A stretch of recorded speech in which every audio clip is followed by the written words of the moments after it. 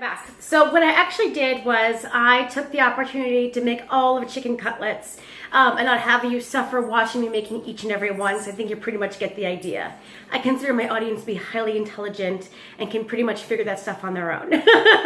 So what I've done is here are the beautifully coated chicken cutlets. Obviously it's way too much for our family today. Husband's traveling, so it's just me and the kids. So I'll have a couple of them tonight and then I'll freeze the rest. And make them in a couple of days when I don't have time to cook but want them to have a proper meal. So here are my beautiful all coated chicken cutlets. My pan is warming up behind me. As it's warming up, I'm going to start organizing. Okay, I've got these plastic Ziploc bags from Costco. I'm a Costco girl, right?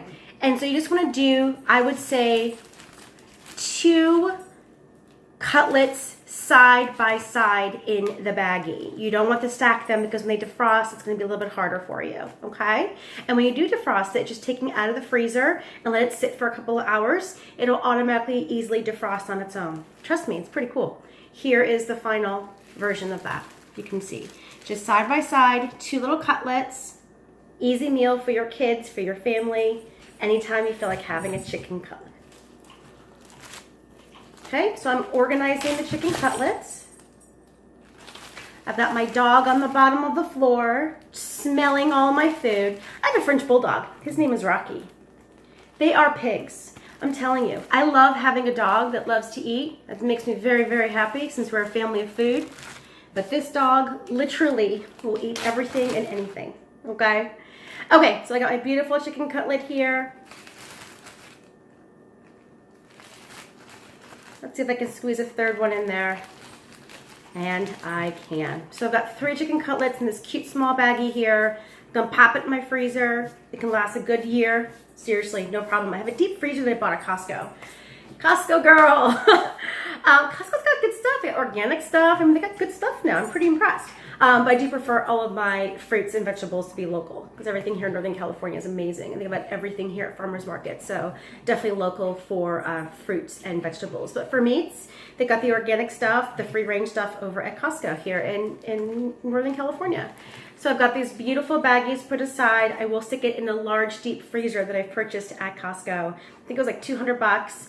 I have a freezer obviously here in my kitchen, but gosh, I mean, I just buy and make so much stuff in abundance and I freeze it because I just don't have the time during the week sometimes when we have really busy days, karate, activities, school. I mean, we're just running around all the time like every other parent that I know. And so you want to have a proper meal and you want to give that to your family and you don't want to feel guilty going out to eat all the time. Believe me, I'm guilty of it. I love to go out to eat. It's easy sometimes, but then it starts affecting your body and you feel yucky because you're not eating proper foods.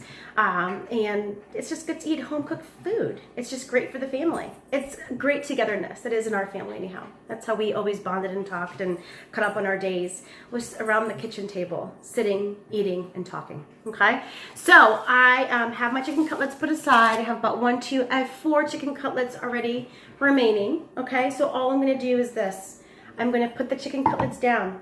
I'm going to turn around to my beautiful kitchen here. I feel my pan is very nice and warm. On a medium, I say medium to low heat. I'm going to put about a half a cup of olive oil. Half a cup to a cup of olive oil. Yes, that's a lot of olive oil, but you've got to submerge your chicken cutlet. And what I usually do to help alleviate some of the greasiness afterwards is I pat it dry before serving my family. So yes, it's still crispy and delicious and it tastes wonderful, but it's not as greasy if you weren't just to pat it dry. And I'll show you how to do that. So I'm taking my chicken cutlets, I'm going to put it on my beautiful pan that's been warmed, okay? I'm going to lay it flat under here on here. It's starting to sizzle. I'm increasing the heat just right. Now it will burn if you go too high on your heat. So don't go too high on your heat. Okay, it's starting to sizzle. It is starting to sizzle. I'm so excited. So as it sizzles, I'm going to just let it go slowly in a low heat. Keep it sizzling slow, and then as it starts sizzling more and more, check periodically under the chicken cutlet to make sure it doesn't burn. You want to go slow. If you go too fast on a high heat, you're going to burn your chicken cutlet and have raw meat inside. We don't want that. Believe me, I've learned from many mistakes in watching and observing and trying by trial and error. But once you get it down, it is so worth it. Trust me, I know food. Okay, so it's sizzling right now. I'm going on low, and then I will show you the final outcome once we are done. All right, see you soon.